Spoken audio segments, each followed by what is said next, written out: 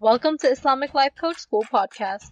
Apply tools that you learn in this podcast and your life will be unrecognizably successful. Now your host, Dr. Kamal Akhtar. Hello everyone. Peace and blessings be upon all of you.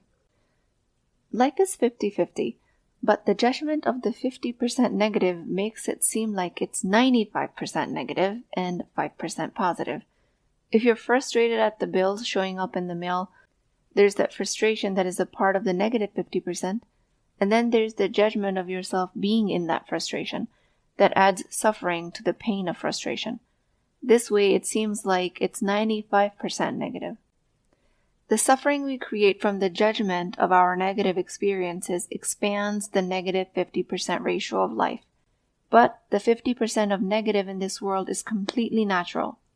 You are human, and your life is designed this way. This is not a flaw. But what I wanted to talk about today has to do with releasing the negative emotions and the judgment of them by using our body as a release mechanism. So previously I have published this podcast called Universal Patterns of Change, and in that I describe how the nervous system holds the key to healing. I also describe how the body, not just the brain and the skull, is the part of the nervous system. And today I want to focus on how we can use the body as a point of healing of the negative emotions, how somatic exercises can create changes in our nervous system and help us relieve the extra layer of suffering that we create for ourselves. We get into a shame and blame spiral as a result of the judgment of us being human, meaning we get mad at the frustration at the amount of bills we have to pay. So I want to make something very clear. There's us being in a negative experience of frustration at the bills, completely natural, and then there's us getting upset at our frustration. That's the extra layer of suffering. This extra layer of suffering is the classic work of Shaitan, because he has us in our judgment of being human. This shame and blame cycle prevents healing, blocks your sense of well-being, and is very harmful. Like I said, I will describe some body-based exercises to help release these blocks and emotions. It used to be that it was very easy for me to go into negative shame and blame spirals, and my only solution at that time seemed to be an escape. Get out of the situation or avoid the situation in the first place. So the examples of getting bills in the mail, it would look like me not looking at the bills or walking away from them completely. Or in an example of a difficult conversation, walking away from it or avoiding it altogether. Many people will consider this a good solution, but I will offer that it doesn't provide closure. It doesn't provide healing. It provides a temporary relief for sure, but if the mind and the body is good at creating negative spirals, then they will continue to do that regardless of how far removed you are from the situation. You can distance yourself physically from all of the negative experiences, but they will follow you in the shape of your mind and your emotions. And as the marvelous gift of neuroplasticity would have it, if you do something once, the brain gets better at it for the next time. And then each time you do it, it becomes easier for it to reproduce it for the next time. So if you avoid a situation, you get better at avoiding situations. If you crave sugar and you eat it, then it gets easier for the brain to crave sugar for the next time. If you get into a shame spiral and you escape it, it gets easier for the brain to create it for the next time. And all of the effects of these will build up without letting you heal as a person. Every time you create a shame spiral, it gets easier for the brain to create it for the next time, unless you interrupt it and provide yourself with emotional safety. Each emotion you feel is a set of sensations, even shame and guilt. And when that set of sensations are uncomfortable, because they're associated with such negative emotions, the brain then interprets it as danger, and thus setting off a downward spiral. A type of a vortex, if you will, with a negative regenerating force that drags the personal emotional well-being down. As I mentioned earlier, the body-centered techniques I'll be discussing today will be incredibly useful when dealing with the discomfort arising from challenging emotions, like self-blame, pity, shame, despair, anger, frustration. So the first technique is progressive muscle relaxation, PMR. It is a therapeutic technique that involves tensing and relaxing different muscle groups of the body to reduce body tension. When the body starts to interpret the sensations as danger, and it goes into a fight-flight response, then tensing and relaxing muscles by intention helps release this extra adrenaline. So the technique involves you tensing your toes and relaxing them, then progressively moving upward on both sides of your body. Meaning next you'll tense your feet for 5 seconds and relax. And then you move up the calf, then thighs and abdomen, hands, arms, shoulders. Each cycle you add a muscle group progressively moving upwards in your body, and each time you tense it for 5 seconds, and then you relax your whole body for 10 seconds, moving all the way up to your jaw and your face. This technique helps you refocus on your body rather than the problem in the environment, and it helps you release the adrenaline and the extra energy that the fight-flight response creates without being reactive in your actions. This is a very helpful grounding technique. Then, of course, there's deep breathing. Conscious control of breathing is your built-in mechanism of controlling the vagus nerve. That is responsible for relaxation sensations. Deep breathing involves taking slow, full breaths, holding for a few seconds, and exhaling slowly, all with control. And there are more methods out there to do that than I can count. But here I will tell you about a few.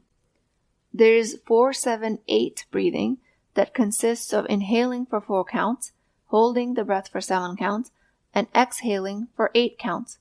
There's box breathing. It requires inhaling, holding the breath, exhaling, and pausing, each of it for equal count, usually 4 seconds, creating a box. There's alternate nostril breathing, a technique from yoga. Involves inhaling through one nostril, holding, then exhaling through the opposite nostril, and alternating sides. Then there's belly breathing, focusing on deep diaphragmatic inhalations, expanding the abdomen rather than the chest, followed by slow exhalations. Then there's 3-part breathing that divides the breath into 3 segments. First, filling the belly, then the ribcage, and finally the upper chest, before a gradual exhale. There is no one-size-fits-all. Experts tell you one technique over the other, but the only technique that works is the one that you practice. So pick one and stick with it, and make it a part of your practice. The next technique has to do with body scan meditation. It is a mindful technique that increases awareness and relaxation by sequentially focusing on different parts of the body. If you are not used to noticing the sensations of your body, then I would recommend that you start at a moment when there is no negative spiral going on, when you're in somewhat of a positive experience. Take a moment during that time and notice what the sensations of your body are. And once you have more practice with the technique, then you can use it in more heated moments of your day. The body scan technique allows you to become aware of what sensations you're carrying around in your body. What emotions have been trapped? A body scan invites you to think about your body and just observe it from head to toe and notice what you feel and where you feel it. It can include sensations in your head, in your face, your throat, arms, shoulders, pretty much everything. Any part of your body can be included in this body scan. The point is that our subconscious mind has a lot of unused browsers and windows running in the background that keep generating thoughts that create emotions at the body's level, and all of that can remain below our conscious awareness. And with exercises like the body scan meditation, you bring all of these emotions into light, and you close the extra browsers to preserve your energy and your well-being. Then the next technique is very specific. It's called the butterfly hug.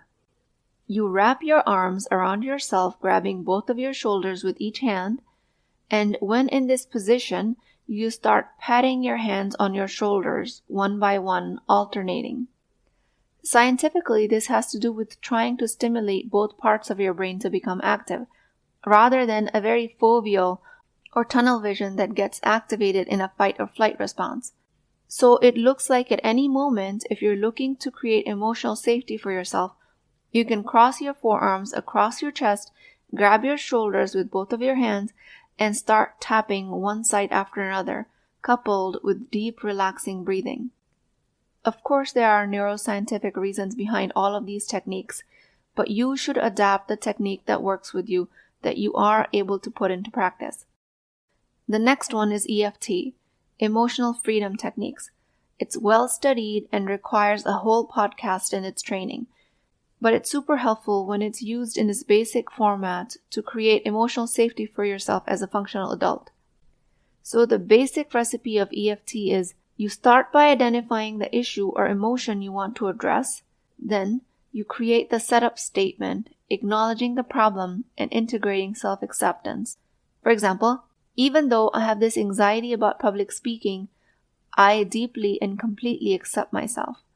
Then you start the tapping sequence. Using your fingertips, tap on each of the EFT meridian points, which are beginning with the top of the head, tap gently in the middle of the forehead right above the forehead, then moving to the eyebrow, tapping gently a few times, then the side of the eye, then under the eye, then under the nose, chin, collarbone, and then the middle of your chest with the palm. All this time, you're repeating the reminder phrase that I integrate self-acceptance.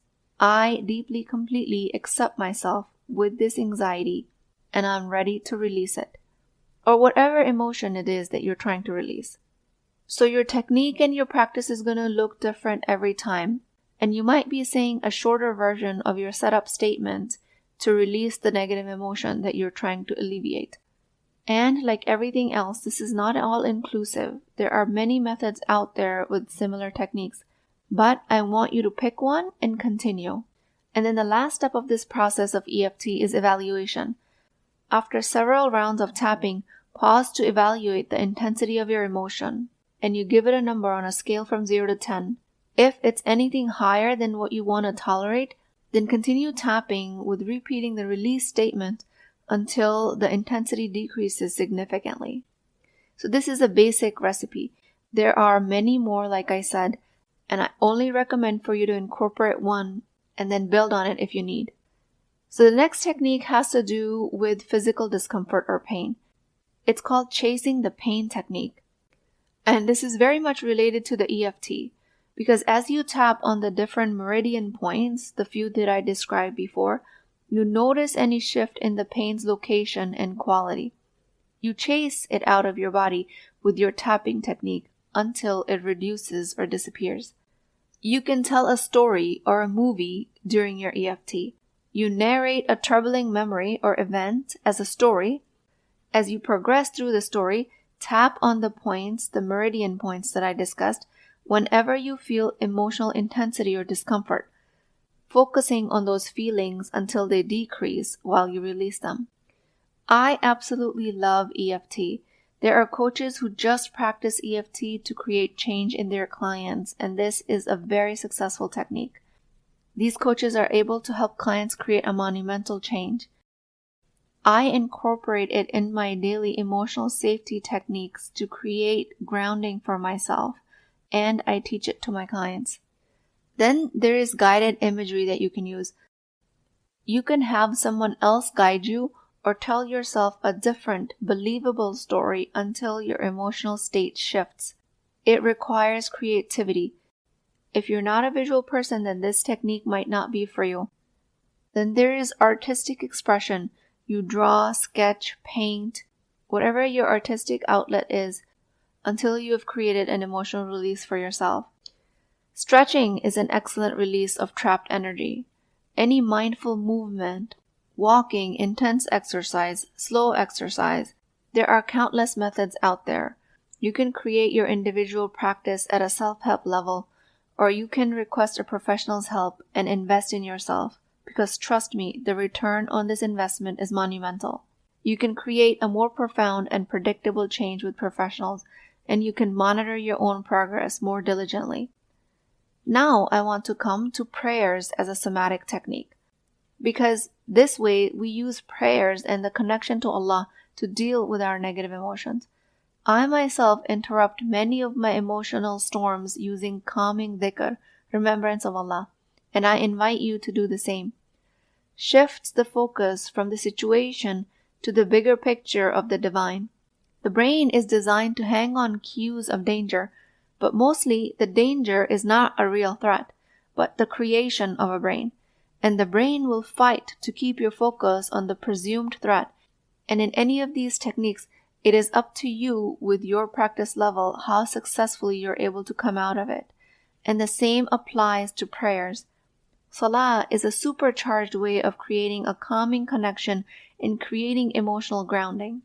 In these acts, we're redirecting the brain to focus on acts of the prayer, the recitation, the connection with Allah, and this refocus has the potential of being extremely healing. And I'm not going to even pretend that I can tell you about all of the benefits of your acts of prayers, especially Salah or your 5 daily prayers. But when done with the intention of creating your own healing, you will see a change in your well-being. What blessings you get, what rewards will be unlocked for you as an answer to your prayers in this world and the afterlife, and all of the apparent unanswered prayers that have been answered in the afterlife. I cannot sum up the benefit of it all, and I don't intend to.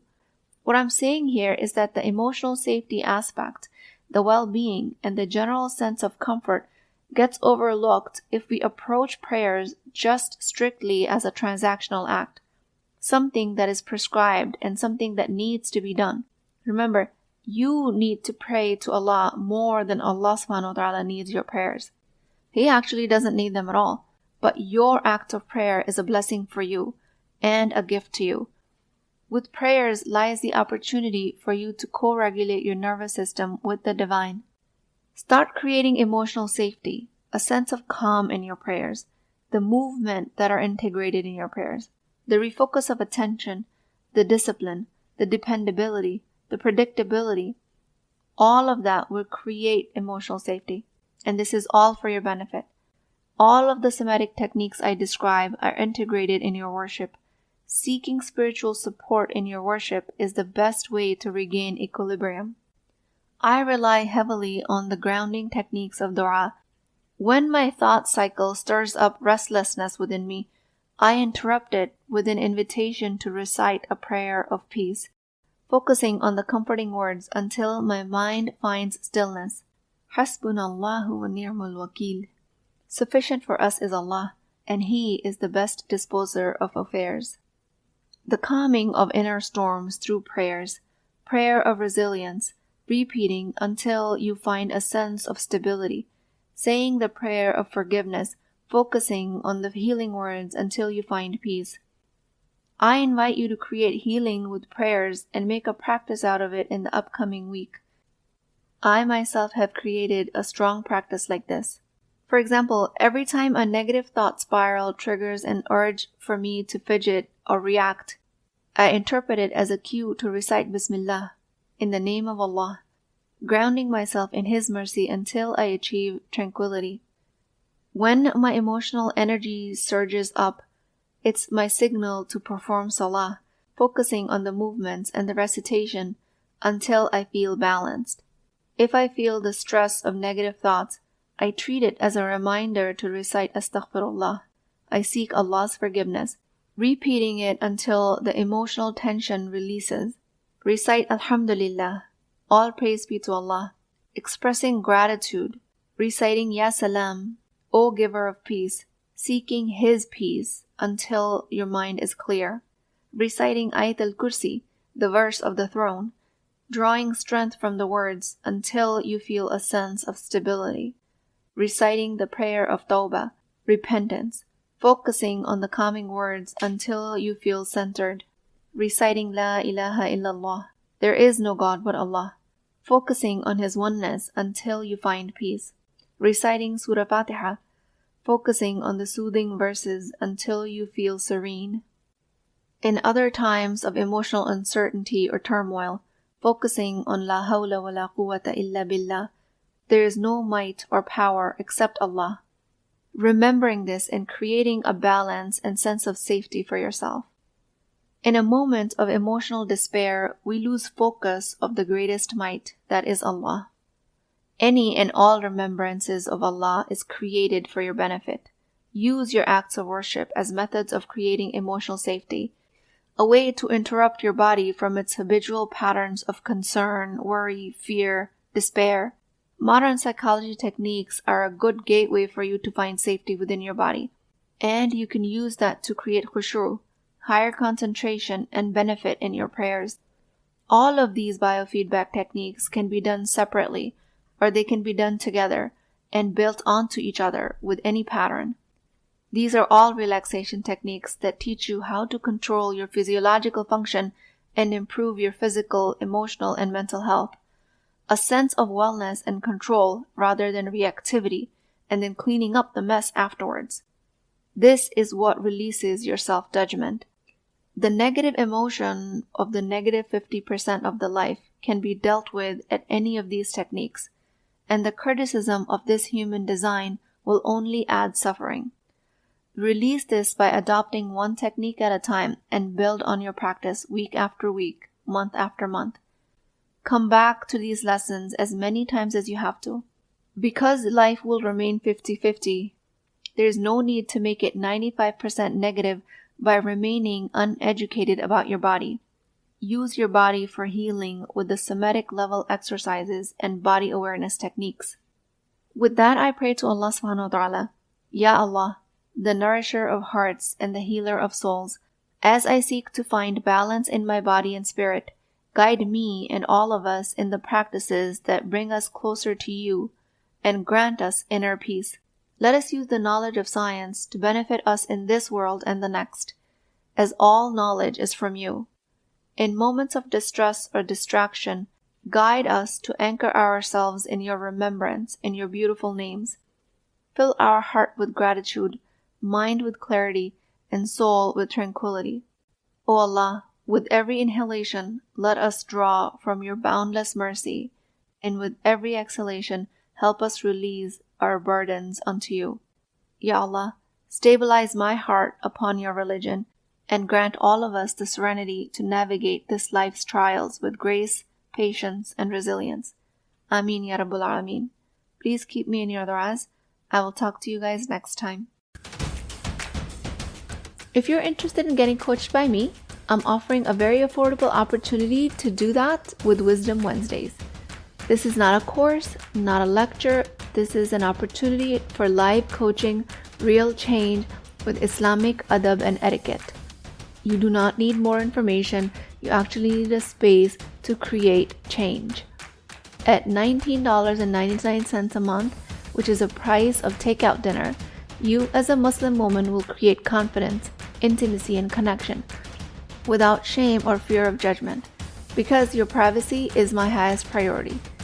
So join at www.islamiclifecoachschool.com, resources, Wisdom Wednesdays.